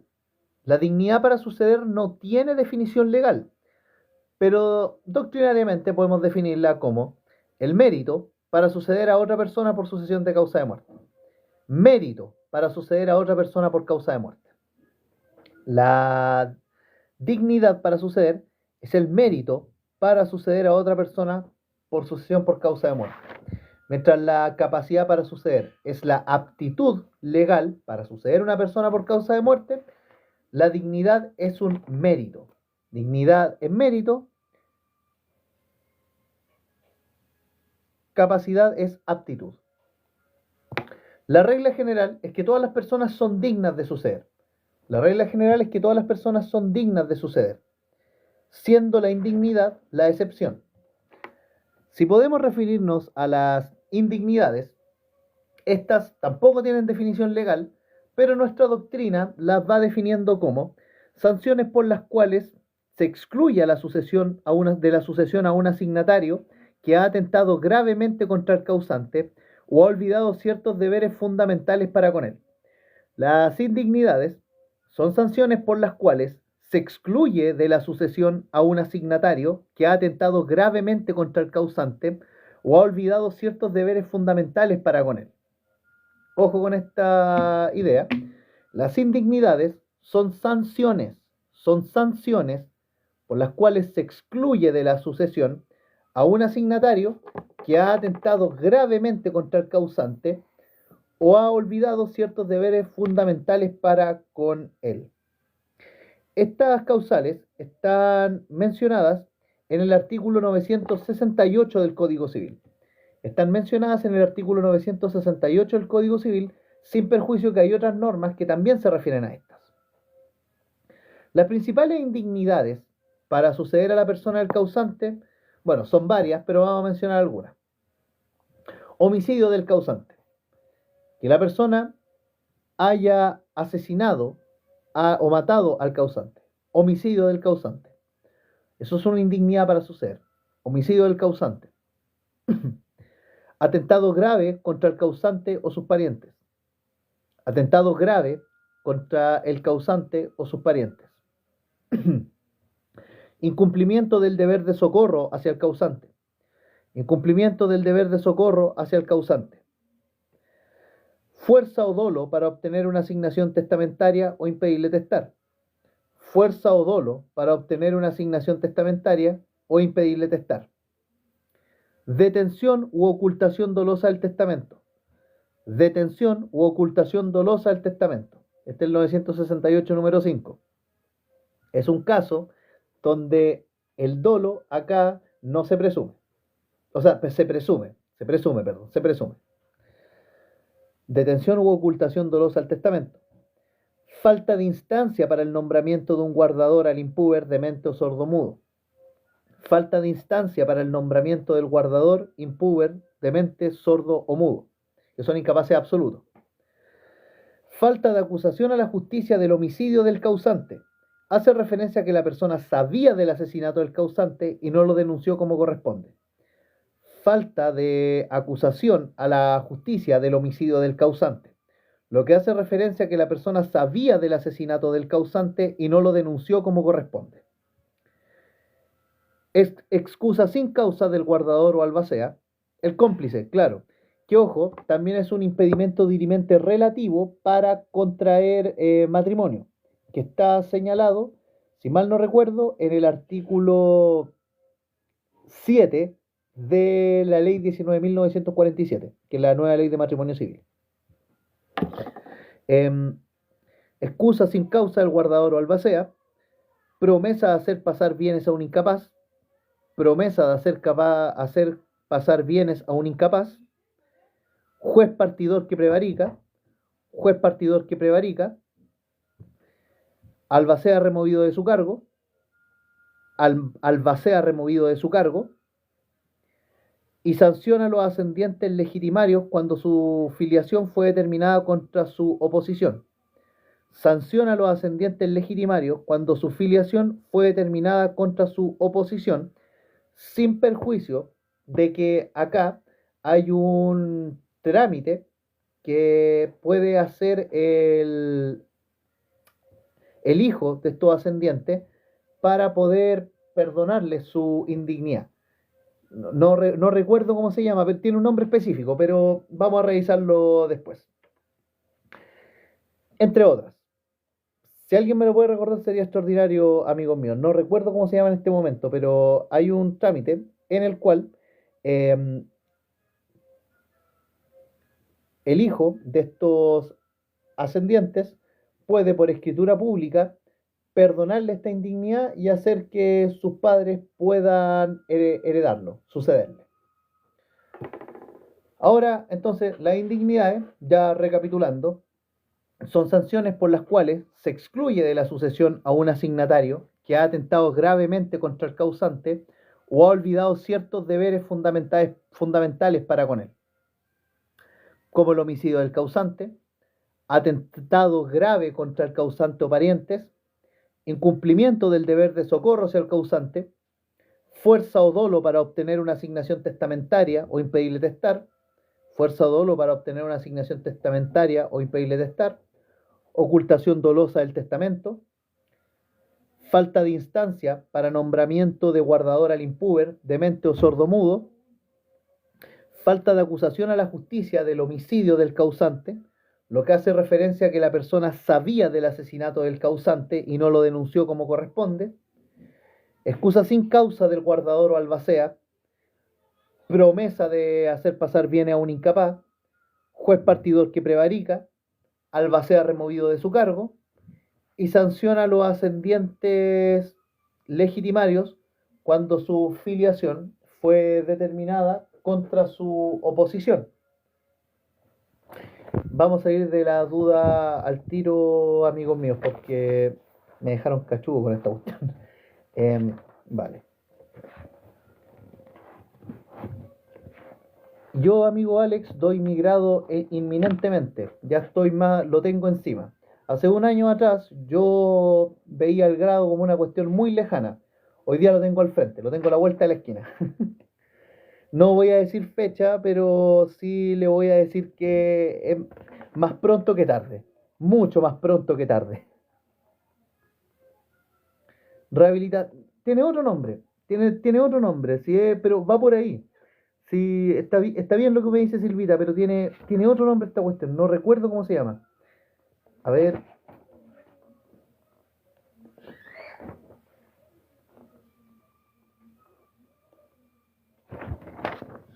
Ahí si me puede ayudar Matías, por favor. Aquí sería interesante. Ya estamos terminando, así que podemos tomarnos esta informalidad.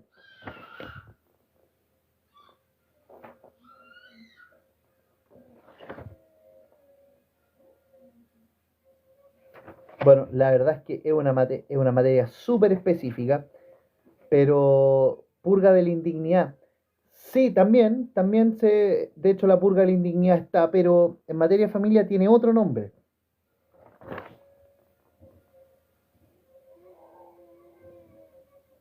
Ahí está.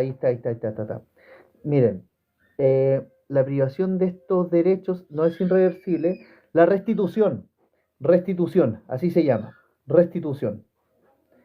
¿Por qué? Porque, miren, las causales de reconocimiento forzado opera cuando el tribunal acoge una acción de reclamación de filiación, estableciéndose en la sentencia que se dicte la maternidad o paternidad respectiva.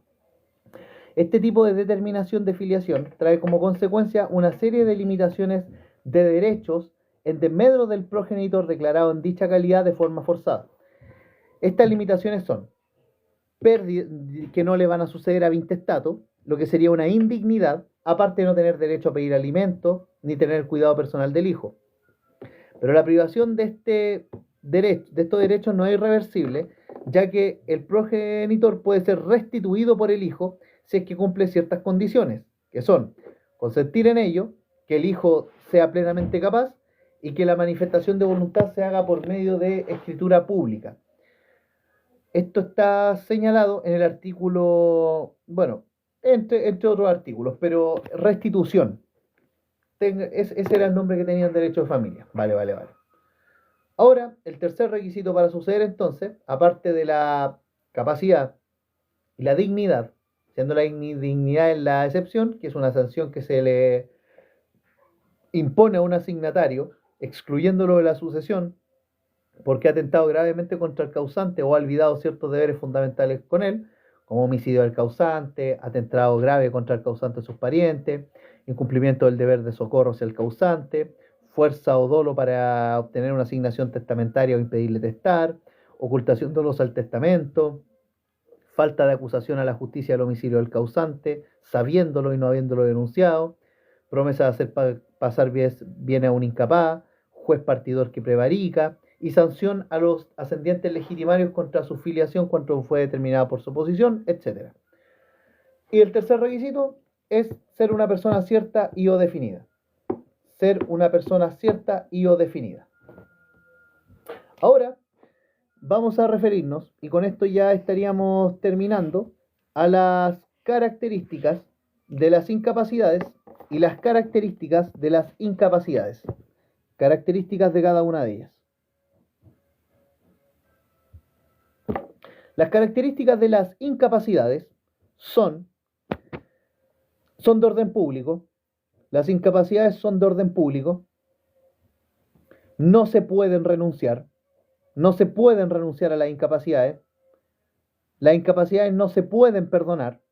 No se pueden perdonar. Operan de pleno derecho. Operan de pleno derecho. Y por lo mismo no requieren sentencia judicial para su existencia. No requieren de sentencia judicial para su existencia porque el juez solo se limita a constatar de que ya existen estas incapacidades. El juez solo se limita a constatar su existencia. Entonces las características de las incapacidades es que son de orden público, no se pueden renunciar, no se pueden perdonar, operan de pleno derecho y no requieren sentencia judicial para su existencia. El juez solo se limita a constatar la existencia de dicha incapacidad. Entonces, eso respecto a las características de las incapacidades. Las características de las indignidades son las siguientes. Características de las indignidades son las siguientes. Primero, están establecidas en interés privado del testador. Las indignidades están establecidas en interés del testador. Las indignidades están establecidas en interés del testador. Pueden renunciarse libremente conforme al artículo 973, donde existe una presunción de perdón. Pueden renunciarse libremente. El 973 establece una presunción de perdón que señala que las causas de indignidad mencionadas anteriormente no podrán alegarse contra disposiciones testamentarias posteriores a los hechos que la producen, aun cuando se ofreciere probar que el difunto no tuvo conocimiento de esos hechos al tiempo de testar ni después. Las causas de indignidad no podrán alegarse contra disposiciones testamentarias posteriores a los hechos que las producen, aun cuando se ofreciere probar que el difunto no tuvo conocimiento de esos hechos al tiempo de testar ni después. Hay una presunción de perdón de la indignidad en el artículo 973 del Código Civil. Las causas de indignidad mencionadas anteriormente no podrán alegarse contra disposiciones testamentarias posteriores a los hechos que las producen, aun cuando se ofreciere probar que el difunto no tuvo conocimiento de esos hechos al tiempo de testar ni después. Cuando hay disposiciones testamentarias favorables en el testamento, que son posteriores a los hechos que causan la indignidad, se entiende el perdón del testador, de la indignidad, aun cuando se ofreciere probar de que el testador no tuvo idea de esto. Ahora, entonces, las características de las indignidades son que están establecidas en el interés privado del testador. Eso explica por qué se pueden perdonar. Pueden renunciarse libremente. Tanto es así que el 973 establece una presunción de perdón. Se transmiten a los herederos, dicen por ahí. Se transmiten a los herederos. Pero si se transmiten a los herederos, ¿cómo entonces puede proceder la representación? Yo ahí tengo una discusión con la persona que establece esto. Bueno, las indignidades requieren declaración judicial para que exista y se haga valer. Las indignidades requieren declaración judicial para que existan y se hagan valer. Requieren declaración judicial para que existan y se hagan valer. Las indignidades se pueden purgar, como bien dijo Silvita. Las indignidades se pueden purgar. La purga de la indignidad se realiza al transcurrir 5 años desde la posesión de la herencia. Se pueden purgar. La purga de la indignidad se realiza al transcurrir 5 años desde la posesión de la herencia. Se puede purgar. La purga de la indignidad se realiza al transcurrir 5 años desde la posesión de la herencia. Y por otro lado, la acción de indignidad no pasa contra terceros de buena fe. La acción de indignidad no pasa contra terceros de buena fe. La acción de indignidad no pasa contra terceros de buena fe. Entonces las características de las indignidades son de que están establecidas en el interés privado del testador, se pueden perdonar, tanto así que el 973 establece una presunción de perdón de indignidad, requieren declaración judicial para que existan, A diferencia de las incapacidades, que el juez solo constata su existencia, requieren de declaración judicial para que existan y se hagan valer, se pueden purgar transcurridos 5 años desde la posesión de la herencia, y la acción de indignidad no pasa contra terceros de buena fe. Acción de indignidad no pasa contra terceros de buena fe. Vamos a hacer un paralelo ahora entre la incapacidad y la indignidad, y con esto vamos a terminar por ahora, y puede que volvamos pasadito la 8 para continuar después con lo que es el modo de adquirir por causa de muerte. Las incapacidades no se pueden renunciar porque son de orden público. Las incapacidades no se pueden renunciar porque son de orden público. Y las indignidades sí, porque son de interés privado. Las incapacidades sí se pueden renunciar porque son de interés privado. Con la incapacidad no se adquiere nada. Con la incapacidad no se puede adquirir nada. Y con la indignidad sí, se podría adquirir, pero hay vicio. Habría vicio si se adquiere con indignidad. Pero sí se puede. Precisamente por eso se puede purgar con 5 años después de la posesión de la herencia. En cuanto a su declaración, la incapacidad existe y opera de pleno derecho. El juez solo constata su existencia. En cuanto a su declaración, la incapacidad existe y opera de pleno derecho. El juez solo constata su existencia, pero la incapacidad existe de pleno derecho. Ahora, en cuanto a la indignidad, esta produce efecto una vez declarada judicialmente a petición de un interesado, no del causante necesariamente. En cuanto entonces a la indignidad, esta produce efectos una vez declarada judicialmente a petición de un interesado. En cuanto a la purga, la incapacidad no se purga, mientras que la indignidad sí, después de 5 años de la posesión legal de la herencia. Posesión legal de la herencia, por eso son 5 años y no 10. O la posesión real del legado, o la posesión real del legado, o posesión real del legado. Y en cuanto a su oponibilidad, da acción contra terceros de la incapacidad, da acción contra terceros de buena o de mala fe. La incapacidad da acción contra terceros de buena o de mala fe. Mientras que la indignidad no da acción contra terceros de buena fe. La indignidad no da acción contra terceros de buena fe. Entonces, la incapacidad no se puede renunciar porque es de orden público. No se puede adquirir nada.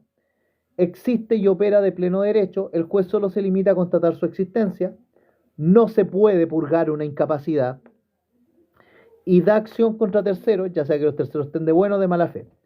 Y en cuanto a la indignidad, se puede renunciar porque es de interés privado. Se pueden adquirir los bienes, pero hay vicio en su adquisición. Produce efectos una vez declarada judicialmente a petición de un interesado. Produce efectos la indignidad una vez declarada judicialmente a petición de un interesado, no necesariamente el causante, de un interesado. Se puede purgar teniendo la posesión legal de la herencia o la posesión real del legado. Se puede purgar teniendo posesión legal de la herencia o posesión real. Hemos acabado por ahora. Vamos a volver en un ratito más. Nos vamos a tomar un pequeño break y le vamos a dar con todo nomás. Así que gracias Silvita, gracias Matías y las personas que están metidas acá. Yo insisto, para mí es valorable que al menos haya una o dos personas escuchando porque, pucha, yo entiendo que esta cuestión no es tan entretenida y que alguien esté apañando aquí es súper bonito. Así que nos vemos en un rato, gente. Muchas gracias. Que estén muy, muy bien.